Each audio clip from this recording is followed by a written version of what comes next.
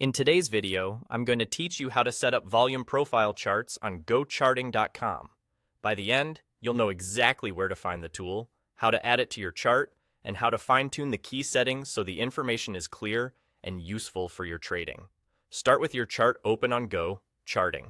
At the top of the interface, look for the Indicators menu and click it. In the search bar that appears, type Volume Profile. You'll see options like Volume Profile and Volume Profile Tick. Both display how much trading volume occurred at each price level rather than over time. The standard volume profile is typically based on aggregated data, while the tick version uses tick-by-tick updates where available.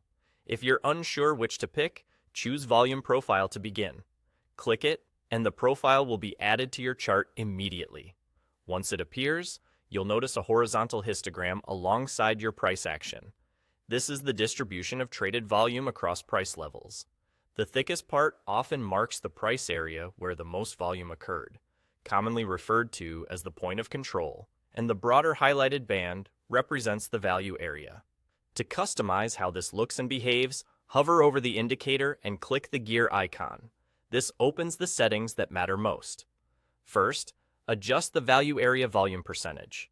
It's set to 70% by default, which means the highlighted region covers the price band containing 70% of total volume. If you want a tighter focus on the most active prices, lower it slightly. If you want a broader sense of participation, nudge it higher. Keep in mind that 70% is a widely used standard, so it's a solid baseline. Next, look for row width. This controls the thickness or granularity of each volume bar in the profile. A smaller row width increases detail by creating more, thinner rows, which is handy for fast-moving or intraday charts. A larger row width smooths the profile for a cleaner, high-level view, which can be useful on higher time frames.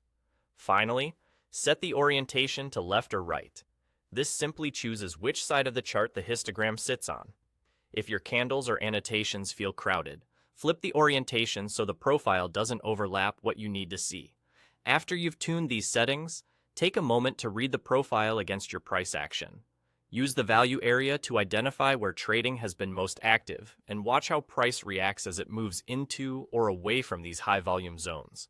With these adjustments, your volume profile on GoCharting will be clear, consistent, and ready to support your analysis.